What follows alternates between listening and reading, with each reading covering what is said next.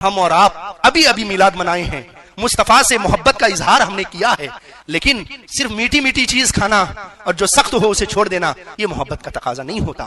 اگر واقعی ہمارا تعلق مصطفیٰ جان رحمت سے ہے تو ہر چیز ہمیں ہلکی نظر آنی چاہیے، مصطفیٰ کی بات سب سے بھاری نظر آنی چاہیے۔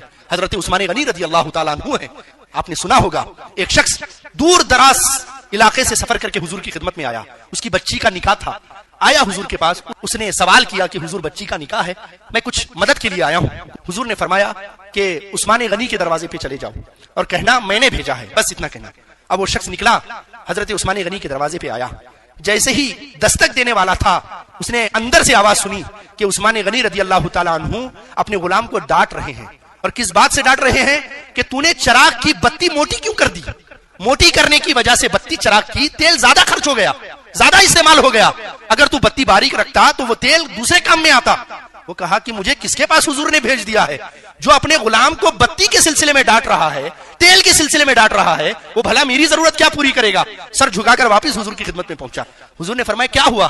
کہا حضور وہ تو بتی کے معاملے میں ڈانٹ رہے تھے غلام کو، میری ضرورت کیا پوری کریں گے؟ فرمایا جاؤ ایک بار جاؤ، کہنا میں نے بھیجا ہے۔ وہ پھر آیا، جیسے ہی قریب پہنچا اب حضرت دوبارہ ڈانٹ رہے تھے، کہا تم کو کس نے کہا تھا اس کے اندر شہد ملانے کے لیے؟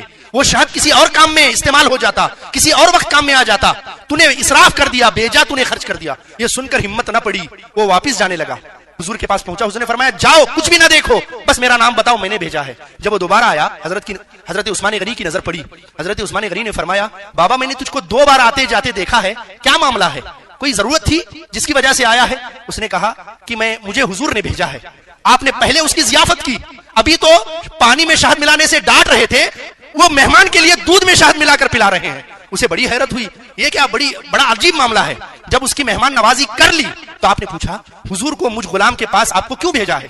میرے پاس آنے کی وجہ کیا ہے؟ اس نے کہا جی میری بیٹی کا نکاح ہے، میں بہت دور سے آیا ہوں، تو حضور نے بس مجھے یہ فرمایا کہ تم عثمان کے پاس چلے جاؤ اور کہنا میں نے بھیجا ہے۔ اتنا کہنا تھا، اس کا ہاتھ پکڑ کر کے اٹھایا، اپنے بیڈ روم میں لے گئے اور اپنی صندوقیں کھول کر پیسے اس کے سامنے رکھ دیے، فرمایا جتنے پیسوں سے تیری ضرورت پوری ہوتی ہے بغیر سوچے سمجھے اتنے پیسے اکٹھا کر لے اور جا کر تیرا کام پورا کر لے۔